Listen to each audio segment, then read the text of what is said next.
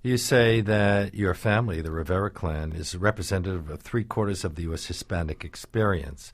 How so, and what about that other quarter? Well, the other quarter is with the news you hear about. It's, the illegal immigrants, the most single divisive issue. It's the thing that made Joe Wilson, the Carolina Republican, crazy when he yelled, "You lie," at the President of the United States during the joint address. The 25% is the newer arrivals. They are, still coming despite the economic downturn, although admittedly at much reduced numbers from previously. But rather than emphasize that story, which was really what I told about in Hispanic, my last book, in this book I'm talking about the 75% largely. I'm talking about people who are already the largest minority in the United States, 15-point-something%.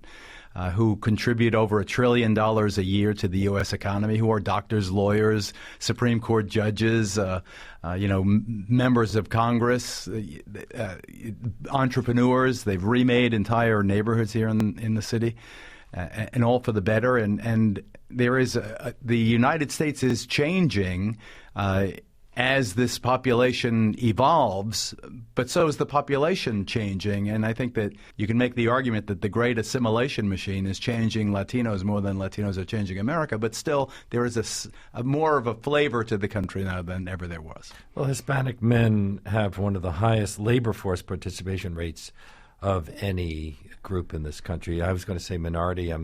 It's soon not to be a minority, right? Well, by 2040, it'll be 25% of the country, and by the end of the century, this will be a Latino majority nation. But it is demographically inevitable. When we're talking about labor force participation, are we talking about everybody, legal and otherwise? Yes. And I don't think that you can make a distinction. I mean, the marketplace, obviously, when there is a hysterical, let's get them and catch them and hang them high and deport their dismembered bodies. I mean, clearly the issue is very visceral to many Americans. But the fact of the matter is that the Latinos who are in the United States, the vast majority of them legal, the vast majority of them citizens, are hardworking, much like my family, very traditional, church-going. They have views that are generally considered socially conservative more often than not.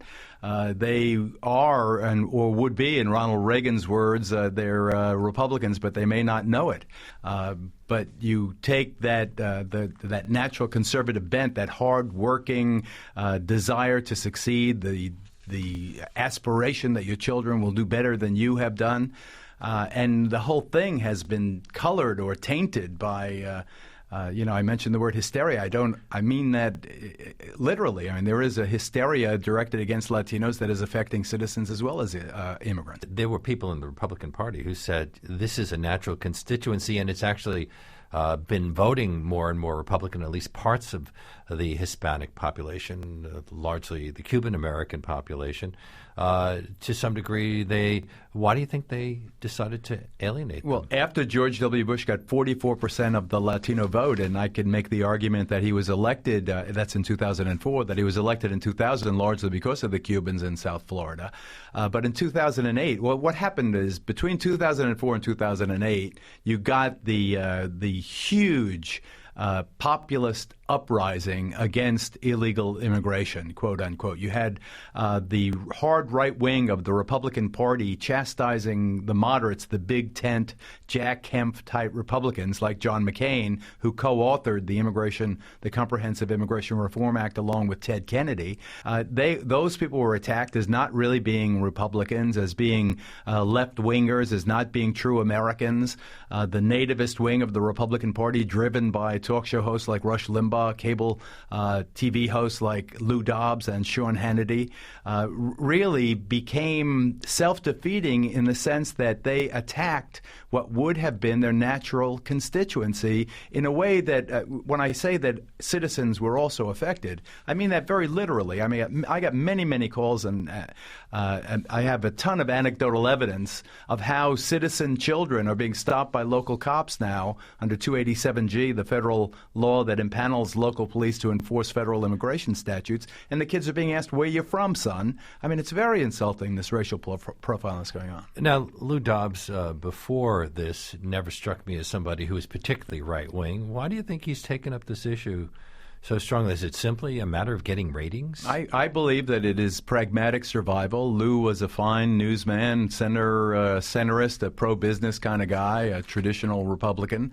Then he went away to do an internet venture that failed. He came back to cable news. Nobody knew he was on. And whether by intent or by chance, he discovered that this issue spiked his ratings. And he cashed in on what was clearly riding a populist wave. I mean, now Glenn Beck, in some ways, is driving a populist wave against taxes and health care and all the rest of it. But I believe in Lou Dobbs' case, he piggybacked on what was a burgeoning movement in which immigrants were being blamed. And remember, that was during the boom. That was when they had basically zero unemployment.